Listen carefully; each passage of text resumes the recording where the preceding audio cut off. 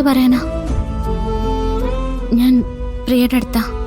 ഓ, അതാണോ തന്റെ സൈലൻസ്? സാരമില്ല. അതെ, ഞാൻ പറയുന്ന അങ്ങോട്ട് കേട്ടിരുന്നാ മതി. ഇപ്പം താനെന്റെ സ്വന്തമായി കഴിഞ്ഞല്ലേ, നമുക്ക് രണ്ടുപേർക്കും കൂടി ഇങ്ങോട്ടൊന്ന് വരാം. ഇവിടെ താമസിക്കണം, ഒരുപാട് സമയം ഇവിടെ ചെലവഴിക്കണം.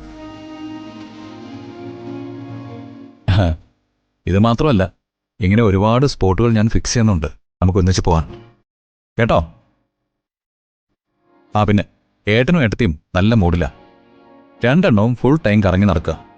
ആയിക്കോട്ടെന്ന് ഞാനും ഒന്ന് കരുതി. എസ്റ്റേറ്റിലെ കാര്യങ്ങൾ നോക്കാനായിട്ട് ഞാനും അച്ഛനും ഉണ്ടല്ലോ. ഏട്ടന് കുറേ കാലം ഇതൊക്കെ നഷ്ടപ്പെട്ടതല്ലേ, ഏട്ടനെ ഞാൻ ആഘോഷിക്കട്ടെ.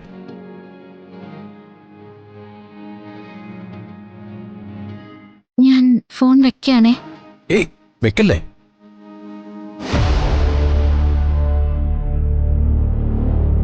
പിന്നെ ഒരു കാര്യം കൂടി, ഇതുപോലൊരു അന്തരീക്ഷത്തിൽ നിൽക്കുമ്പോൾ എനിക്ക് തോന്നുന്നത് എന്താണെന്നറിയോ?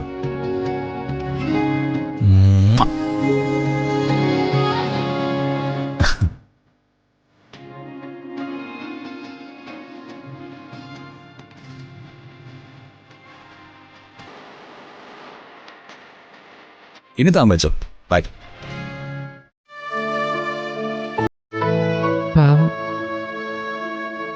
എന്താ? ഒന്നുമില്ല മാം. അതെ, പറഞ്ഞാൽ ഞാൻ കേട്ടു. നിങ്ങൾ താഴെത്തട്ടിൽ ജോലി ചെയ്യുന്നവർക്ക് ഒരു കുഴപ്പമുണ്ട്. വെറുതെ അങ്ങോട്ടും ഇങ്ങോട്ടും ആവശ്യമില്ലാത്തൊരു സെന്റിമെന്റ്സ് വർക്ക്ഔട്ട് ആവും. സത്യം പറഞ്ഞാ അതൊരു തരം ഈഗോയാ. നിങ്ങള് ഇങ്ങനെ ഒരു തൊഴിലിൽ പെട്ടുപോയതിന്റെ ഈഗോ. എനിക്ക് ഈഗോ ഒന്നും ഇല്ല മാം. ഞാൻ എന്റെ ജോലി സന്തോഷത്തോടെയും ആത്മാർത്ഥതയോടെയാ ചെയ്യുന്നത്. ആ, അത് മതി. വലിയ പ്രഖ്യാപനങ്ങളൊന്നും വേണ്ട.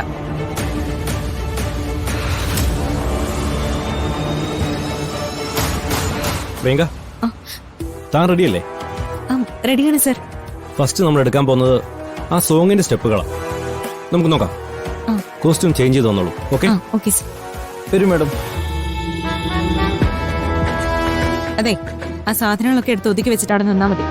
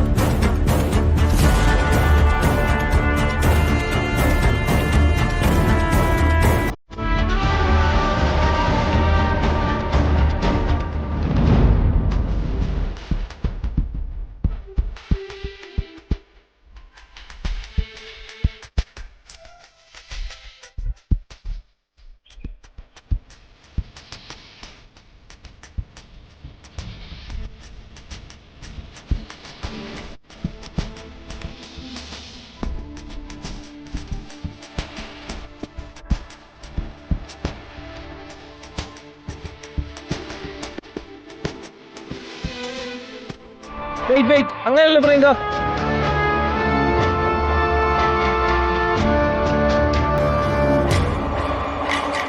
പ്രിയങ്ക, താൻ കംഫർട്ടബിൾ ആണോ? അതെ സർ. അജിത്തെ, നമുക്ക് ടേക്ക് പോയാലോ? ഓക്കെ സാർ, പോവാം. All set. Roll camera action.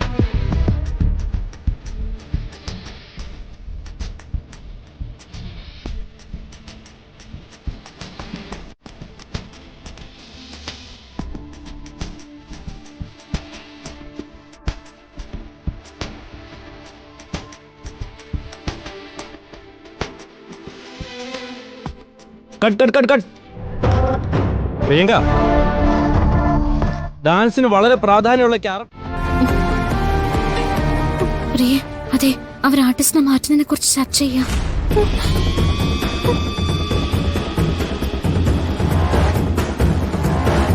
പ്രിയ, പ്രൊഡ്യൂസറും ഡയറക്ടറും ആ കൊറിയോഗ്രാഫറും എല്ലാവരോടും സംസാരിക്കുന്നത് ഞാൻ കേട്ടതാ.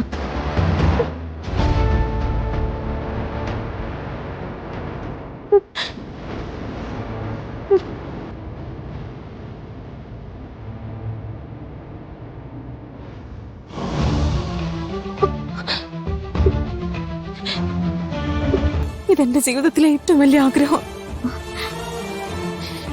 ഇതിനെന്തെങ്കിലും സംഭവിച്ച പിന്നെ ഞാൻ ജീവിച്ചിരിക്കില്ല. പ്രിയ, നീ എന്തൊക്കെയായി പറയുന്നേ? എങ്ങനെയെങ്കിലും ഇത് നിലനിർത്തിയേ പറ്റൂ. ചേച്ചിക്ക് അവരോടൊന്ന് സംസാരിക്കാൻ പറ്റൂ. ഞാൻ അവരോട് എന്താ പറയാനാ? കുറച്ച് സമയം കിട്ടിയിരുന്നെങ്കിൽ. ഇന്ന് എന്നെ ഇവിടുന്ന് പുറത്താക്കിയ ഞാൻ പിന്നെ കണിമംഗലത്തേക്കും ഇല്ല, ആറ്റുശ്ശേരിയിലേക്കും ഇല്ല. ശരി, ഞാനൊന്ന് അവരോട് സംസാരിച്ചു നോക്കാം.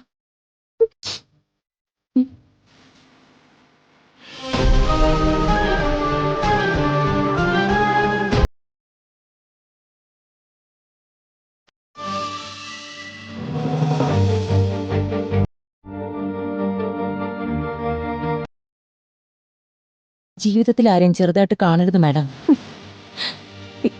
ആർക്കാണ് നമുക്ക് ഉപകാരം ചെയ്യാൻ പറ്റുക എന്ന് അനുഭവത്തിലൂടെ പറയാൻ പറ്റൂ.